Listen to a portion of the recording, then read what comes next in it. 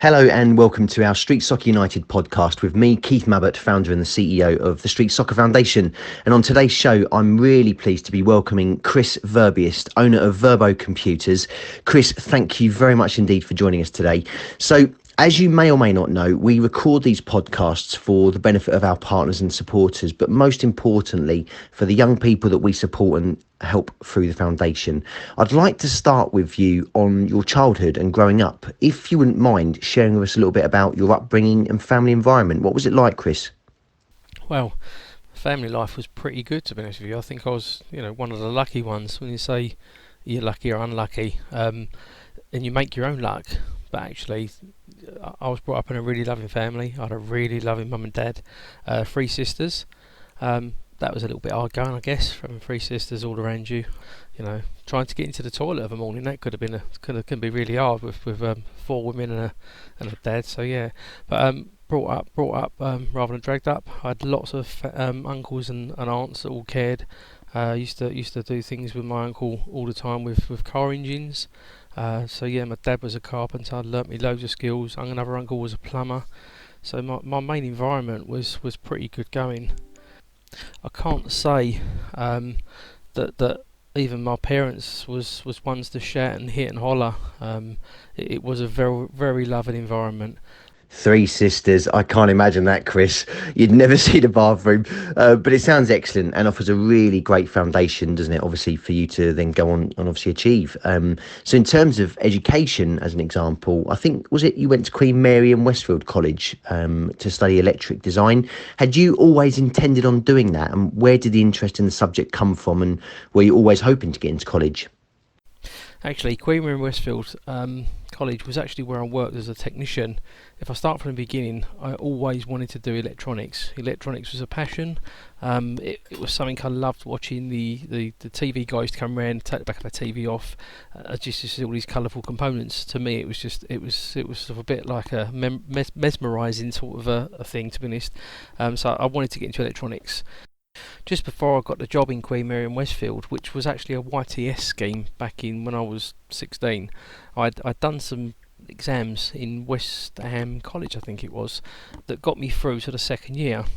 The YTS came up. My advisor advised me to go for this YTS scheme, and it was a really bad name back then. It was sweep floors, do tea, the rest of it.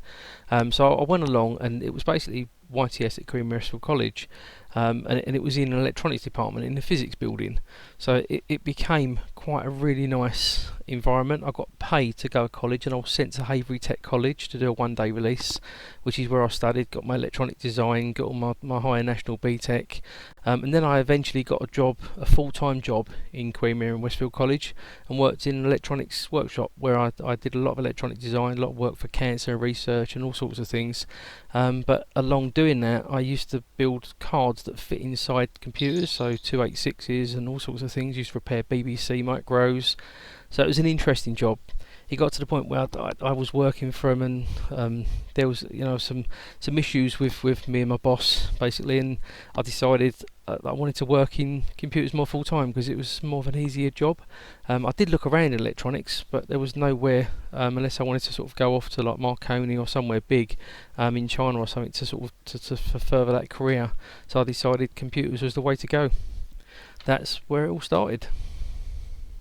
Fantastic. So it was in 1998 when you basically went on to start and form your own business, Verbo Computers, operating on your own as what they say a one-man band, and that was in London Docklands. So what is Verbo Computers? I mean, how did you first get started? Sometimes we come across young people on our academy program who aspire to set up their own business, but they struggle to see how they can sort of get it started. How did you do it, and what happened in the beginning? Yeah, Verbo Computers back in 1998. I actually started my own business when I was working at Queen Mary and Westfield College. It goes back. We used to repair videos, TVs, computers. I used to do it all on the sideline. I used to do PlayStations, chipping up PlayStations and all sorts of things like that. We used to make DMAC 2 cards for Sky stuff and not Sky for the DMAC 2 decoders. So many things I used to do off the line of Verbo Computers, and Verbo Computers came about because I actually started working at a computer company back in '97. and that computer company called Computech gave me a good grinding. I went in as a real junior, and within a month I was on a senior salary and a senior position. The point of leaving I actually put my notice in. April Fool's Day was my notice, was the day I was leaving. They thought I was doing it as a joke. They offered me the manager's post, and I said I can't. I've got my own business I'm running. I've been running, and it sort of just stemmed into all these customer base that I had, doing computers, networking, all sorts of things. Just got too much to be able to work from 9 in the morning till 2 in the morning every day. I couldn't keep working a full day from that sort of time length. I had to finish and concentrate on my own customers. I was going home from other companies, from like Computech or Queen Mary, working outside my hours and weekends to do Verbo Computers. So it sort of started back in probably about 89, but I then officially opened Verbo Computers in 98. So it was something that I've been doing for years. It was all your friends and family passing work initially, and then it was friends and family that was then recommending their friends, and it was businesses that they started recommending.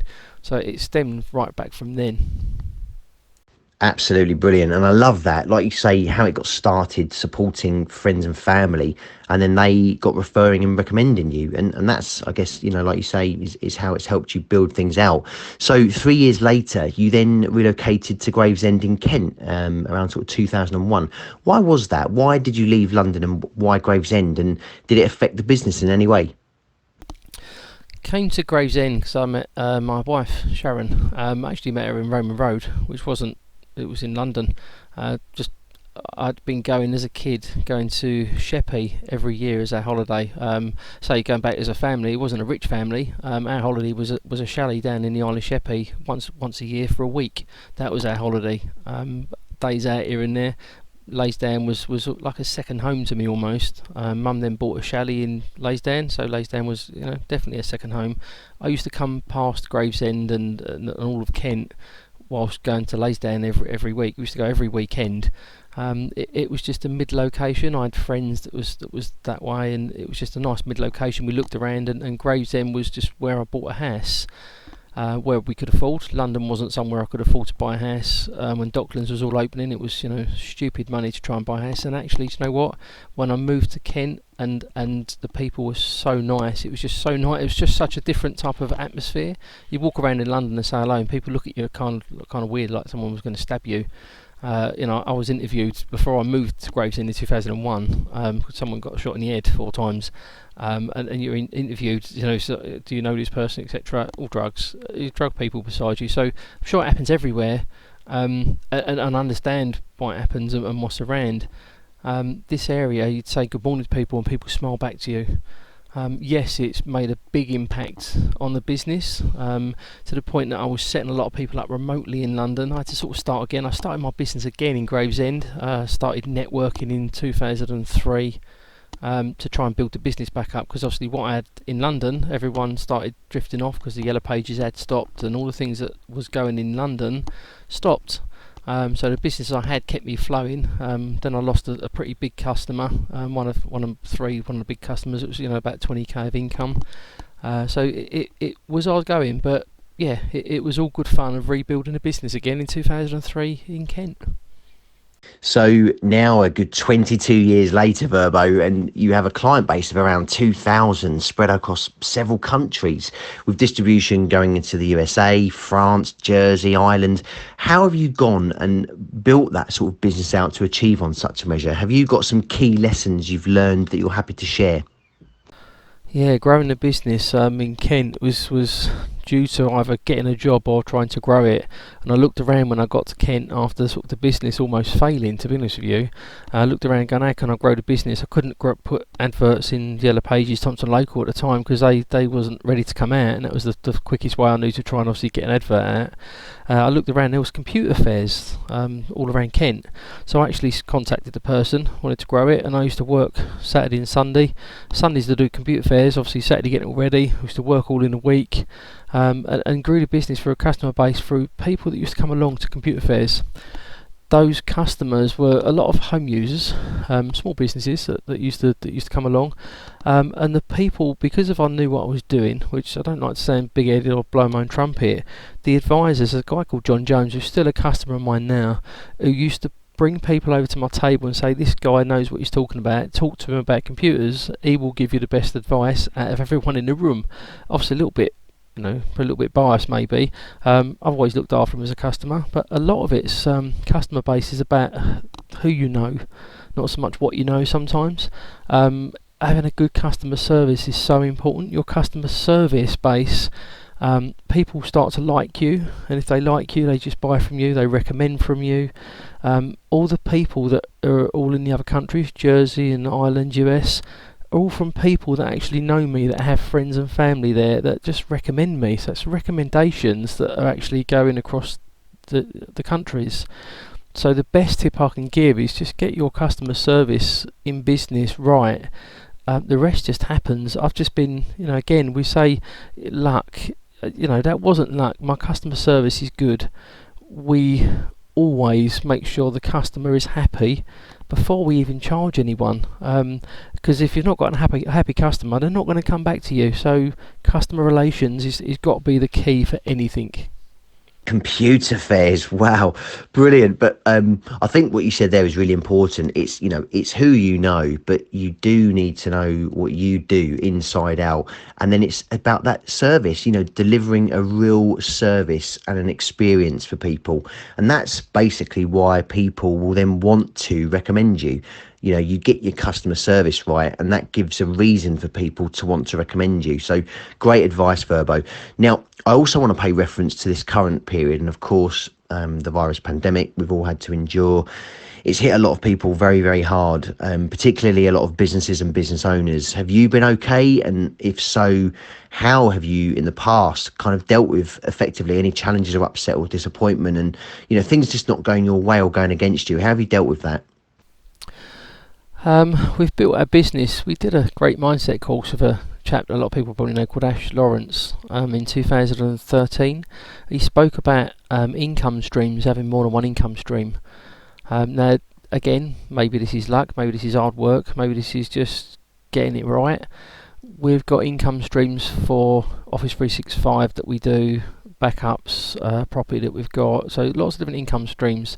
But we started doing contracts, and I had a belief that I couldn't do these contracts, and all my customers have been renewing. We've got over 500 contracts from people.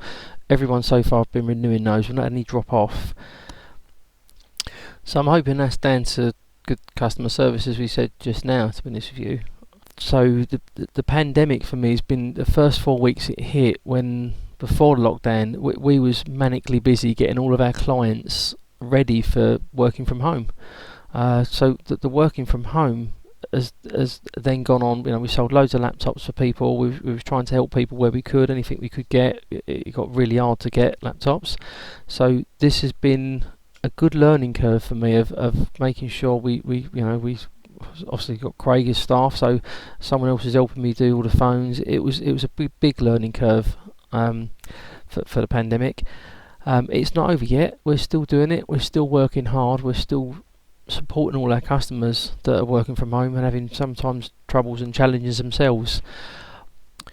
We obviously did have worst major problem when we moved to Gravesend. I literally started my business again. I looked at, as I said before, looked at different things. That was probably my biggest challenge we've ever had. We had a challenge again just as we went on the mindset course, where we wasn't, finding our mortgage money because things had changed. So the change was not going out to clients, was actually starting to do things remotely. So remote became, the new fashion. I lost one of my biggest clients because I set them up remotely, and other people could deal with that. So I lost customers through to it. So we all get challenges, and you just have to move with the times. So moving with the times is, again, one of the best tips I could probably say to look at. I think the diversifying incomes point that you've made there is really, really great. I mean, for you, selling products, offering support, getting people on contracts, it's superb. And like you say, just being there for people and showing that you care, delivering a service for them and understanding people's situations and responding to that. Superb, mate. Well, brilliant. I mean, goodness me, we've out of nowhere come to the final question. So to wrap today's Street Soccer United podcast interview, the final question we always ask is, what's the best advice you've ever been given and by who? Oh God, it's got to be your mum, isn't it? Your mum always told you to wear clean underpants in case you got run over. It's got to be the best advice. But no, seriously, if you want good advice, do it now. Take action, do some things, cause and effect, grow seeds, sow seeds. All Ash Lawrence, so hats off to him. My business has changed since 2013. I even taught my daughter different things from choice. It's all about choice. So yeah, I've got a hats off. Thank you, Ash Lawrence. And the other good advice I can give to you, to be honest with you, is obviously we help street soccer with their IT. If you can give something back to someone, give something back, because it'll come back in abundance. So just give when you can. You can't always give because, like you say, you're doing other things or you're giving to other people, but give when you can, because life's too short and it's not always about money. Come on, wear clean underpants. That's the advice. That's the takeaway from today's interview. No, but like you say, do it now. I mean, yeah, that it rings very true for me. I'm obviously a mutual friend of ours, Ash Lawrence, brilliant guy, and I'm totally on board with that Verbo. Do it now. Get on with it. Make it happen. And I think, like you say as well, give something back when you can. And you referencing the advice you've had there from Ash. From my point of view, it's a fantastic benefit that we have at the Street Soccer Foundation in not just having Ash's support but yours as well, Chris, and the two of you together. The supporting street soccer in the way that you do to enable us to best effectively help others. It's absolutely superb and hugely appreciated. And what a team we are. But it's superb advice. Get on, do it now, and make it happen. Because frankly, life's too short. There you go. I really hope you've enjoyed this interview, guys. You've listened here to the wonderful Chris Verbist, fondly referenced there as Verbo. He's a great friend, great supporter of the foundation, and thank you, mate, for all of what you do for us. Owner of Verbo Computers. Be sure to tune in again next week for our next podcast interview.